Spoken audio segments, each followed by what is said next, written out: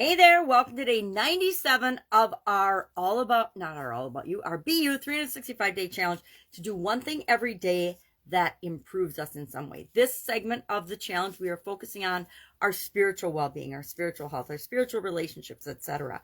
And we're in the process of applying the SOAP framework. And today we are talking about the A in the SOAP framework. Yesterday, let me grab my notebook. Yesterday, we brainstormed a list of things that we could possibly do to get from our current story to our desired story. And I came up with, it looks like 14 things. I just quit at 14. And then I selected 4 that I'm going to use our tool today on, which is the nominal group technique. We talked about nominal group technique can be considered a brainstorming tool, but I like to use it, and it works great for brainstorming, getting through the whole process of decision making.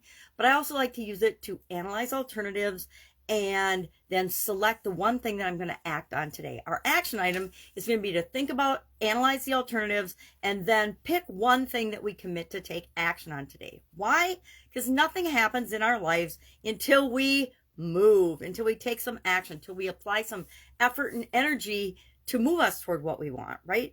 I can sit on the couch and I can think all day about how I wish my spiritual understanding and my relationship with my source was better, or my relationship with God was better. But if I don't ever actually do anything to make it happen or to contribute to it, nothing is ever going to change, right? So our tool today that we're going to talk about is nominal group technique. Now, I took the 4 options I'm going to discuss and I put it on this, but this is an old version of the Get Up and Go Challenge nominal group technique that I did for relationship action. And we were analyzing, I was using how do you deal with enemies or haters when it comes to, or bullies or any type of toxic people. And that's what I did this particular nominal group technique example on. And so I had, relationship, action, nominal group technique, options. And then I just list what are the options I'm going to analyze.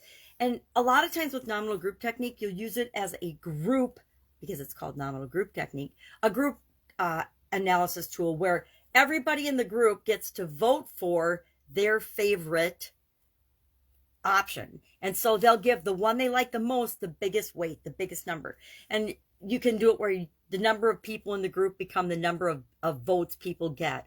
Or you can take how many ever options you have, because with a group, a lot of times you'll brainstorm 100 different things. And nominal group works really well because it eliminates all those options that are impossible according to most people, and it just kind of filters out the ones that don't work. My daughter actually used this when she was 8 years old. She won a puppy, and she used this technique with our family. There were 4 people in our family, and she had each one of us vote on names. She brainstormed 3 notebook pages of names and then had all of us vote on it. So we each got to vote on give a weight of 4 to the one we like the most, 3, 2, and 1.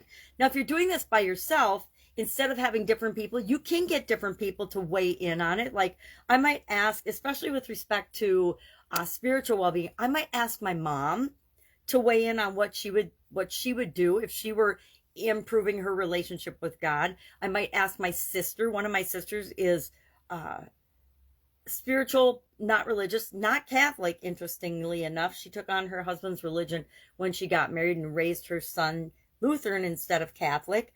So maybe I'll ask her, and she belongs to a Bible study and things, so she's more knowledgeable about spiritual and relationship things in that area than I am. So maybe I'd ask my mom and my sister, and then I would weigh in, and then maybe I'd ask one of my kids or both of my kids, or maybe I apply some of the other tools that we've used to analyze things, like the urine analysis. Is it urgent? And then I would rate each one. Important? Is it necessary? Will it take a lot of resources, and will it take a lot of energy and effort on my part? And I might use that as my nominal group technique to weigh things. Or I could do head, heart, and intuition, or I could do plus or minus. Whatever way I want to make a decision and choose among alternatives. I like to do nominal group technique or head, heart, intuition, and the urine analysis. Terrible name, but it's really an easy way to remember the elements of that particular decision making or option analyzing strategy. But I like to add the higher number so that when I add them up, there's usually a clear winner, right? If I add this up, there's usually a clear winner. Now, I haven't done mine today yet, but I guarantee that when I look at my 4 different options, what are my 4 options? I need a magnifying glass. I said one of the things I could do was affirmations. We know I like affirmations. Or meditation, or I could do some hypnosis things. There's lots of hypnosis things, free and paid, that are available to help us get a better connection to ourselves or to our higher power. I could take a master class or a course or a class. I could get a coach. I could get or join a coaching program or a group that's studying connection to their source. Or what was the other one I put? I could go to an event, an immersive event, some type of a thing.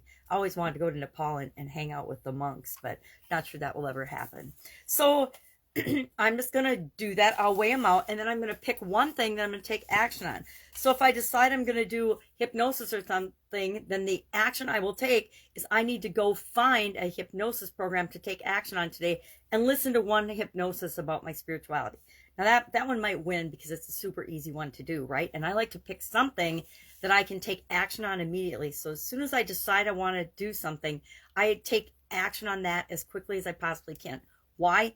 Because it solidifies it in my mind. By taking action toward it, I'm one step closer to it.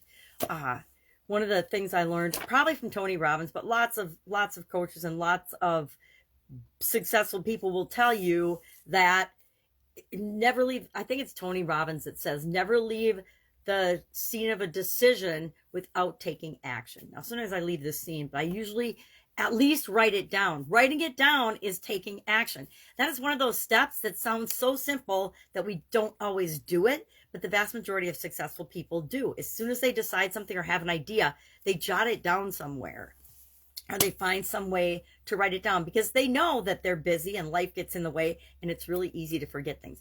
It's as easy to do this as it is to not do it, right? Every single day, it's as easy to do something that improves us as to just go about our life and not do it. But the impact of just doing one simple little thing every day is huge, and it's cumulative. Any questions? Hit me up. That is our action today. Spiritual well-being action. Filling that gap. Yesterday, we brainstormed options. Today, we're going to pick one and take action on it. Share in the comments below, just done. Or if you're open and brave, share the action that you took so we can learn from one another. All right, have an awesome day. Any help, ask. Otherwise, I'll be with you tomorrow.